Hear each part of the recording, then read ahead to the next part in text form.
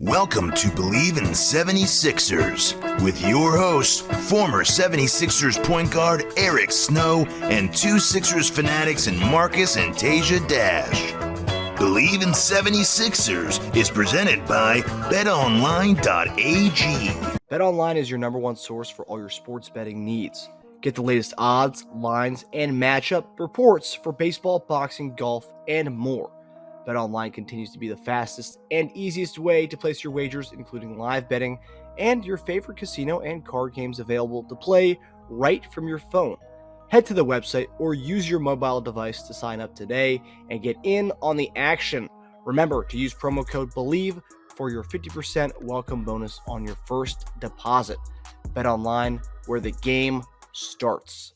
Hey guys, welcome back to another episode of Bleav In 76ers podcast. I'm Marcus Dash here with legendary 76ers point guard Eric Snow and my brother Teja Dash. Guys, last week was a solid week in the Sixers world. Obviously, capped off this late end of the year win streak, and then Eric was also there in Philadelphia of the unveiling of Allen Iverson's statue.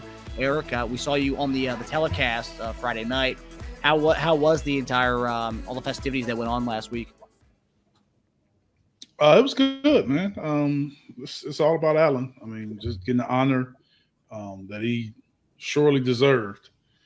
So it was good to see that for him. It was also good to see a lot of the guys that I played with in Philly. Some of those guys I hadn't seen in so long. So it was good to see a lot of people, like, a lot of the teammates that were able to come back. That's cool. Yeah, I was watching the press conference with Nick Nurse. Were you in that press conference, right, Eric? Were you sitting like right in the middle of that press conference? You mean when they were speaking? Yeah, when Nick Nurse, all those guys were speaking at the presser. Were you there in the audience? Oh, I gave one. I spoke also. I think I spoke. Okay, I didn't see that. Okay, yeah. The clips I saw online were Iverson and Nurse and and Brown. Huh. That's sweet. No, that was different for the press conference. No, I didn't do the press conference. Oh, I did the actual ceremony. Oh, really? Cool. Yeah, the actual ceremony. Two owners, cool, Nick Nurse, myself, and then Allen. That's sweet. That's awesome. Awesome. Select company right there, man. I never realized either. I was watching during the game. They showed it was that same day they did a bunch of highlights, every single commercial break of Iverson.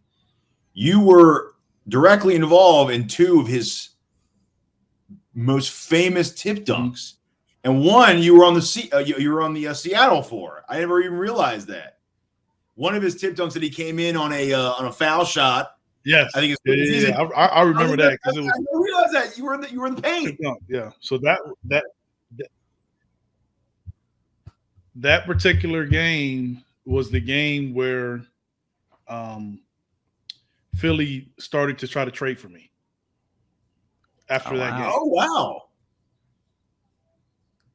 Yeah, that's when they made the phone call to start that day. They see me work out, they see me play, so then they started calling Seattle for a trade.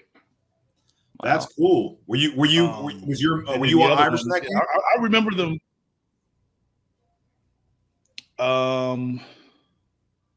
No, I mean it was a lead, so I played more that game.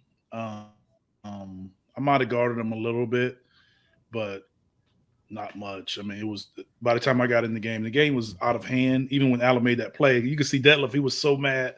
I remember it vividly because we had talked about Allen doing that, like on a free throw, like running in and tip dunking. So that was a point of emphasis that we spoke about in our scouting report.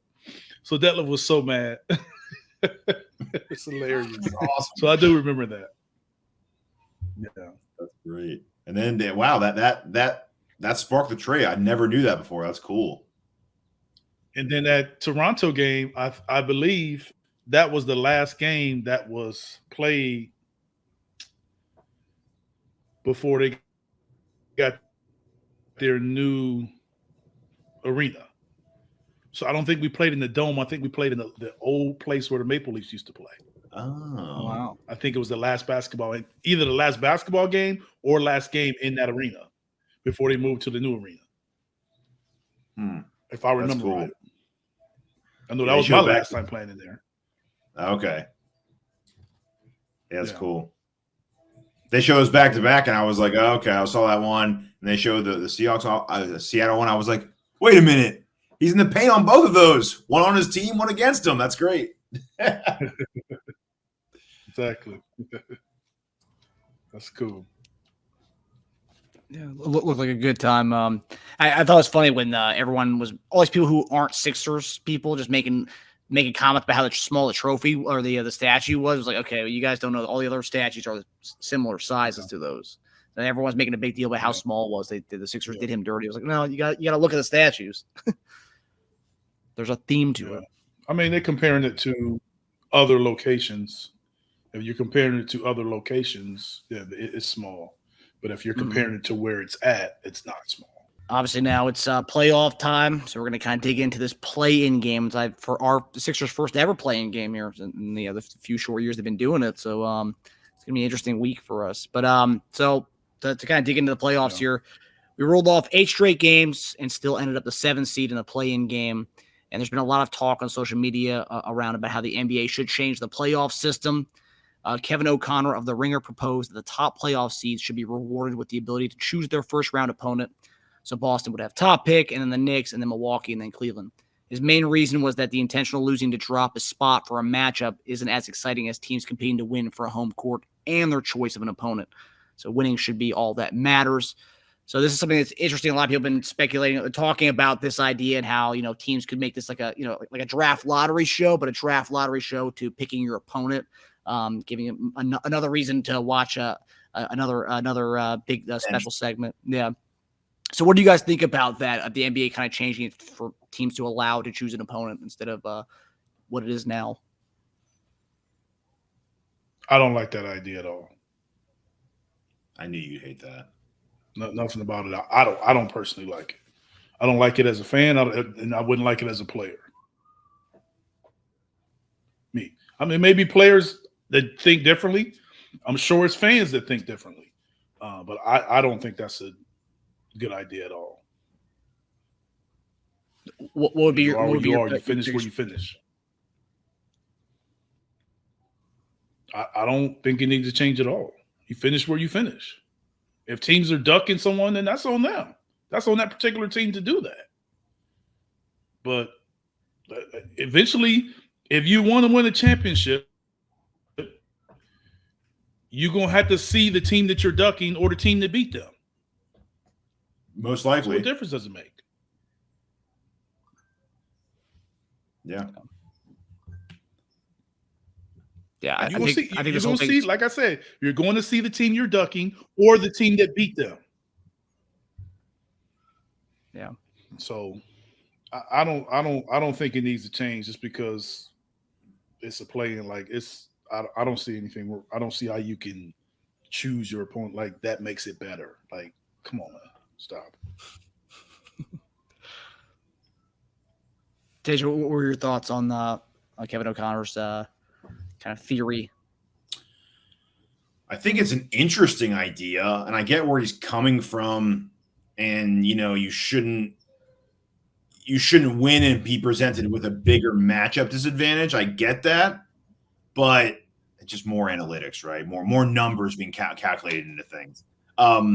It's not supposed to work that way, and I get that, but more so, I think it's kind of just disappointing that teams seem to be like tanking the last game to avoid certain matchups. I think that's weak. I mean, did that happen in when you played, Eric? Like, did you guys talk? We say like who's tanking the last game? Like, who tanked the last game? A lot of people thought Cleveland like yanked a lot of their guys early to not win that game. To do what? To not be 2 and play the Sixers.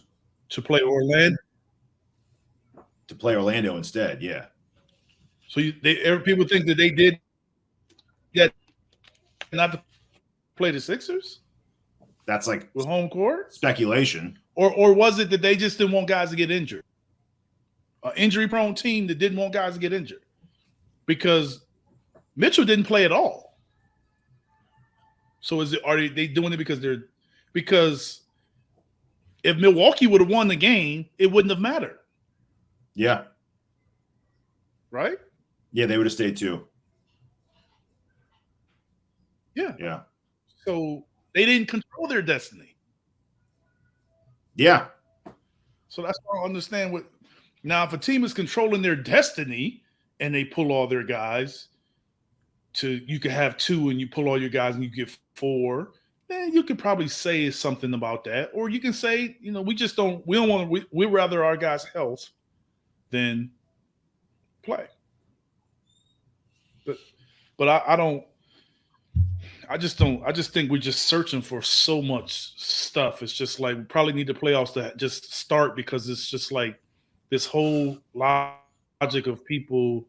First, you're saying people don't like is one. Now you say people are ducking teams, and now you're saying on one hand you got people saying that the Lakers should lose to duck a team. Like which one is it? Yeah.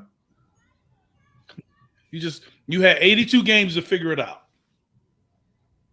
So if you wanted to avoid somebody, be a top 4 seed, you wouldn't have played them.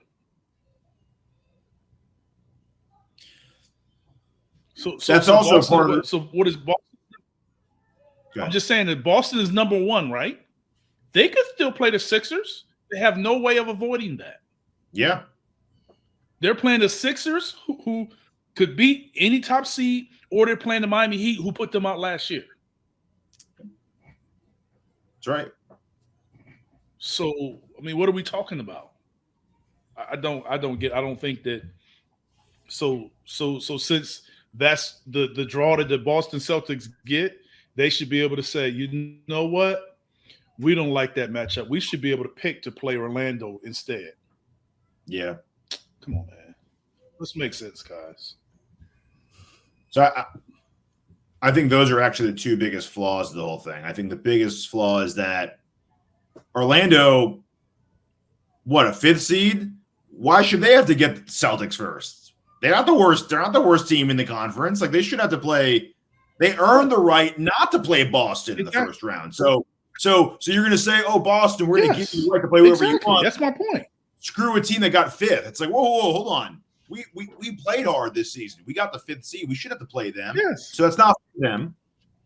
The other thing is too, like, if it's a pattern of this happening for like 3 or 4 years in a row, then start that conversation. But this is only really happening because Embiid's injury and the Sixers are a 7 seed. If the Sixers were a 3 seed and the Pacers were the 7 seed, no, I don't think anyone would be saying this right now. But since the Sixers are this like dynamic 7 seed, that's not a normal 7 seed. I think that's what's starting this conversation. Oh, we shouldn't have to play the Sixers, but that's not a normal. Yeah, but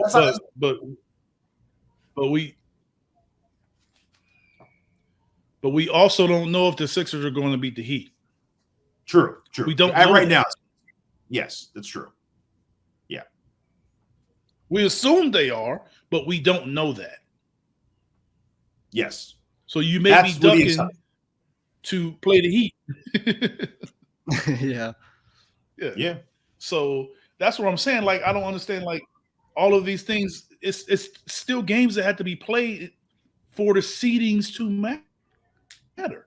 The Sixers still have to win to get in the playoffs. Yeah, I know. Ducking them. We don't know if they're in yet. Yeah. Yeah. Now the odds are high because they'll have 2 home games. But we don't know. Yeah. There's too much knee-jerk reaction nowadays. Like one thing happens 1 year, people want to up it. Yeah, y'all can have all that, man. Y'all can have that, man. It's just look, you had 82 games to figure it out. You are who you are. You finish where you finish. 82 games. If you want to not play a game in the end, it's no different than a month ago or 2 months ago when guys weren't playing. It's the same thing. Yeah. But now at the end of the season, you think they're ducking somebody. What about all them other games people didn't play, guys? Yeah. Yeah. I agree. Yeah. It's knee-jerk reaction. And I think also, too, some of these people, some of these ringer guys want to have a hot take out there. It gets talked about like, what we're talking about right now. They just don't like that their team has a bad matchup in round one. It happens, though. It's been happening forever. Sometimes you get I don't think it's a hot take. I think some of these people firmly believe it. And I don't have a problem with them believing it. I just don't think it makes sense. Mm-hmm. Yeah. They're pissed off. They have a bad matchup. It's too bad. Yeah. Well, it's essentially what you guys had 82 games to figure it out. Yeah. It's pretty much scrapping the importance of the 82 games by doing this. Like, what's the point? Yes. Yeah. All right. So we're gonna kind of take a dive in here to the Sixers' potential path of the playoffs. So obviously, we want to beat the Heat in the play-in game tomorrow night to avoid the number 1 seed Celtics. Yeah, avoiding the number 1 seed Celtics. But how do you guys think that the kind of the path it fell for the Sixers if we beat the Heat, playing the Knicks and then playing the winner of the Bucks-Pacers series? How do you think everything kind of laid out for the Sixers here if we potentially beat the Heat tomorrow night? I mean, I think it's playing out the way it's set up. I mean, it's set up for you to win Wednesday night, and because you're at home, you're at a higher seed. You're set up to win that game and play the second seed, which is the New York Knicks. And we probably will be favored in that game, because if we were 4 or 5, I guarantee you we would be favored. Mm-hmm. If Joel was healthy, I guarantee you we would be favored. So people look at it from that standpoint. That's where you have all these. The Knicks going to get the Sixers because the majority of the people will pick the Sixers. So you would have to say that's your best path, because the majority of the people would pick Boston if we fall to 8. Yes. So that's your best path, and then you play Milwaukee or the Pacers. Like, once you get to the second round, like, it's no all this ducking that we talk about. There's no more ducking. You play who you play. Mm-hmm. If you finish 7th, you got in order to get to the conference finals, there's 3 teams that you could possibly play. You already know who those 3 teams are. You just got to beat the team that's in front of you. And right now it's the Miami Heat, and then it's the New York Knicks. If it ends up being different, it ends up being different. But right now, that has to be the plan. Who would you have rather faced, Milwaukee or New York?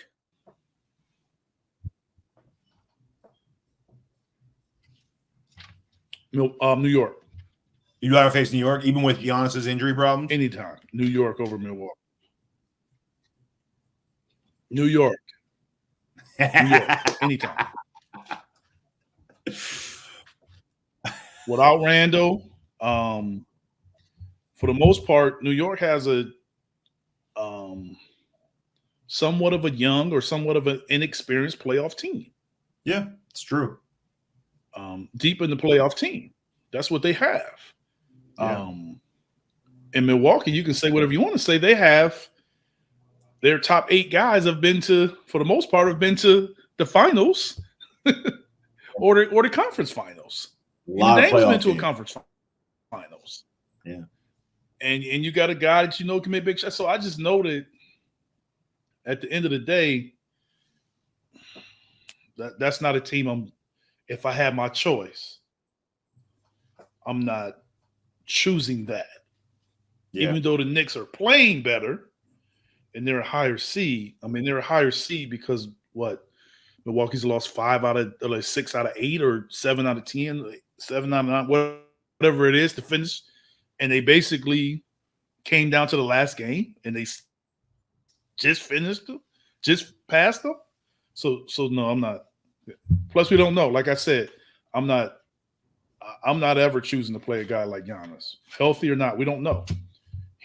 I could imagine he's no more unhealthy than Joel is.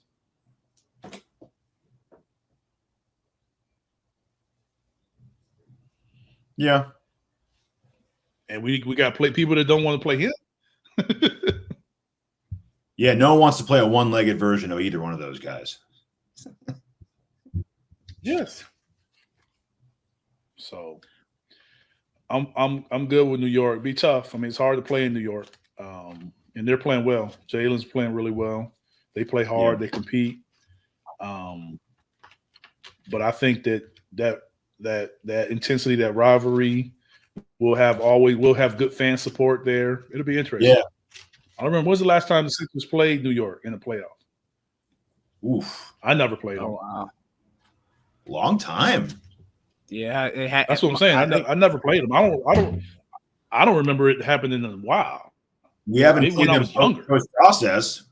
Yeah, it probably have to. It would definitely be before you because I don't think we even played them when the Melo Stoudemire play team. them. Yeah, I'm saying, but before that, it had to be before that. Well, Melo and them were after me. Yeah, no, I'm saying like not even during that period either. So I'm saying it would have to be before. It would have to be before you. And I didn't do it. So now you're in the 90s. Yeah. And it was, and they had made the playoffs 8 years before we did. 88, 89. Yeah, May 2nd, 89. Yeah, that's what I'm saying. Because I know our first time making the playoffs, the Sixers had made it for 8 years. So that pushes you to early 90s at the earliest. 35 years. It's crazy. Damn. That's a long time. I wasn't even born yet. As I said, I was a child. I knew I was younger. Crazy, I had man. no memory of it. Yeah, that's a long time. Man. Yeah. For a rivalry. Wow. I know. For two big NBA cities, 35 years. Wow. Yeah. I'll go the other way on this one. I think it could have gone a little better. I was rooting for the Bucks to win that game. They're kind of a mess. You have the Lillard rumors coming out that he's not happy there. He wants gone. Giannis, I didn't know what to make of his injury. The TNT guys were very, very, very negative about him being able to play through that. They cited the Durant injury as a reason why that they just don't see him coming back anytime soon. That Durant played with a bad calf strain and ended up, messing up his Achilles when he came back after a month.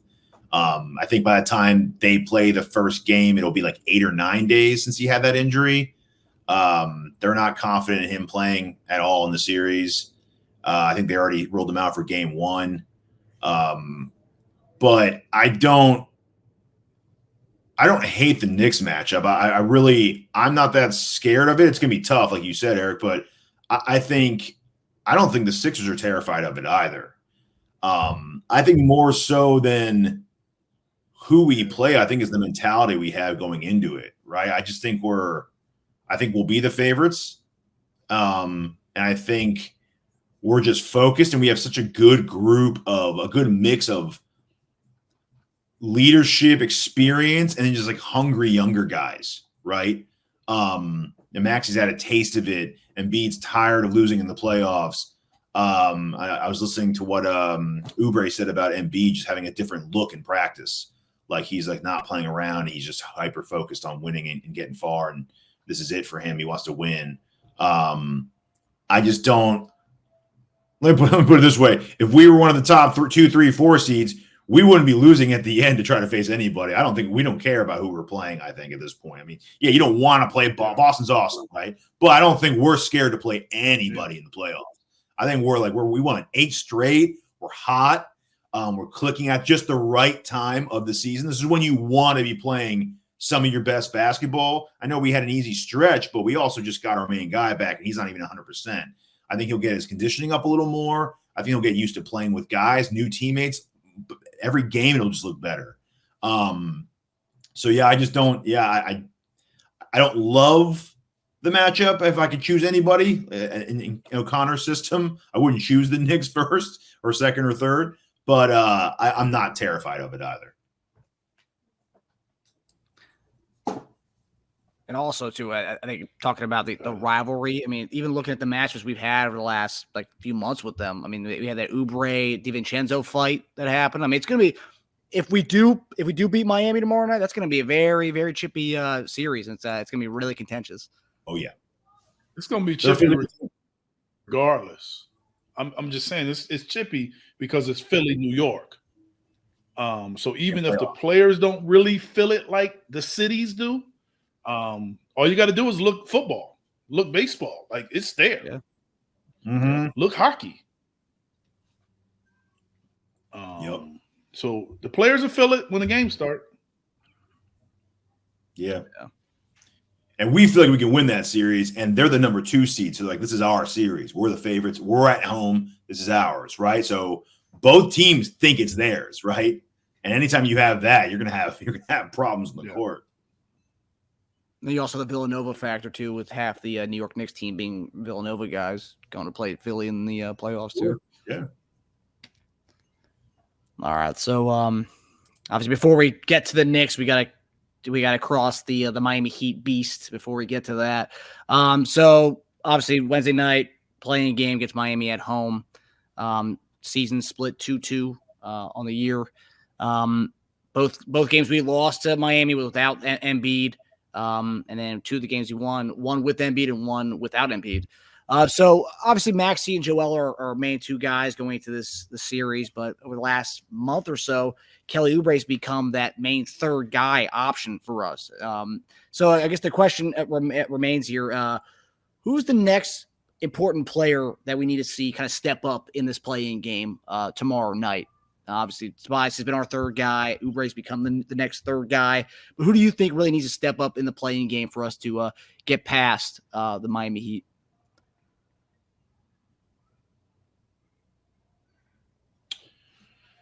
I think Tobias needs to be solid. But obviously you need a great game from Joel and Maxey. If I had to, I want to say Kyle, but I'm really going to say I think we need someone that's like probably Kelly has to be the difference. I think because I think we need another perimeter player that can kind of put some pressure on them, make someone on their perimeter defend, maybe even from a standpoint of defending Jimmy and making Jimmy defend someone else. So I think that he would probably have to go out and have a good shooting game, energy and effort all over the place, because that's how Miami sort of built. So if we can have someone that can kind of win that battle, win that part of the game, I think it'll really be a big part of us winning the game.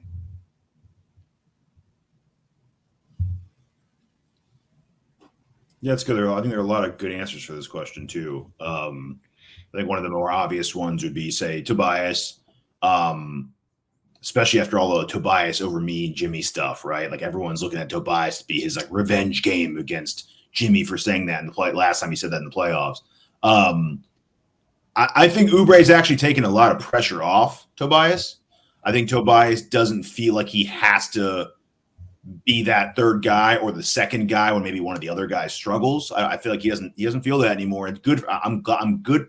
It's good for him. I'm glad that he doesn't feel that, because Oubre can provide that. So it's one or the other for them that has to give us that 17-point type game, right? And the other one can do like a 14-point game. Those 2 guys combined for 31 on top of Maxey and Embiid combining for like 50 to 60, and you got 81 right there with 4 guys. So I don't think they necessarily have to come up and show up. That's huge for them, right? I went Kyle Lowry. I think he and Batum are like the little play guys, the extra pass, the taking a charge. I think he plays a ton of minutes. I think we rested him a lot down the stretch because they're getting ready for this run right now. I think he plays a ton of minutes in that game. I think he guards Butler a lot in that game. I think he likes guarding Butler. The last game I saw against him, he did a great job against him. He's strong as hell, doesn't give up a lot, knows his game too. He wasn't going for those pump fakes that kill a lot of people and draw fouls. It's also his former team, so he's got that edge as well, right? I think he'll have some extra juice in it. He's got a ton of experience. He's got the cool, calm vet leadership of the team. I think he's going to have one of those, like, and I don't even mean scoring a lot of points. I just mean making the right play, no turnovers. Give me like a 11, 6, and 5 type game, and boom, like that's and play like 30 something minutes. That's exactly what I want from Kyle.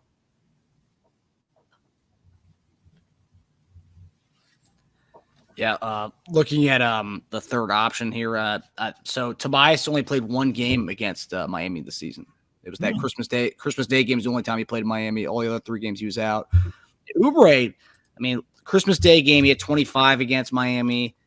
He had 9 points the second time he played them, 22 the next time, and then 18. So Oubre's had pretty consistently good games against them this year. So, he looks like he could be primed for the moment here. Yep. And Oubre, 1-year deal. That's good. He's making this playoff. Well, Oubre can make a lot of money from these playoffs, man. Let me tell you what.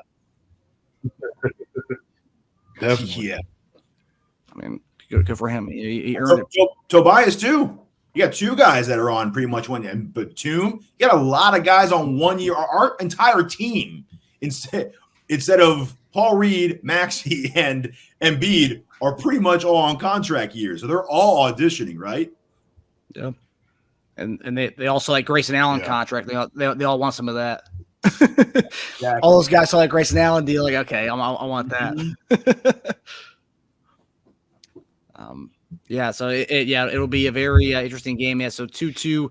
I'm looking at the the last time he played them. So Embiid's the only time he played Miami this year. Looking at the starting 5, Batum didn't score, played 32 minutes, did not score. Lowry had 8 points. Oubre had 18, and then Embiid and Maxey with a combined 66 points between the 2 of them. Yeah. So there's the formula there. Yep. Got it. All right. Okay, so now we're going to get to the final topic here, our game predictions, play-in game predictions. So Sixers will host the Miami Heat tomorrow night in Philadelphia at, I think, 7:40, I think is the tip-off. It's line opened up at 4.5-point favorite for the Sixers, but now it's dropped to 4 points. So the Sixers are a 4-point favorite at home against the Miami Heat. Who do you guys have and why? I believe we'll win.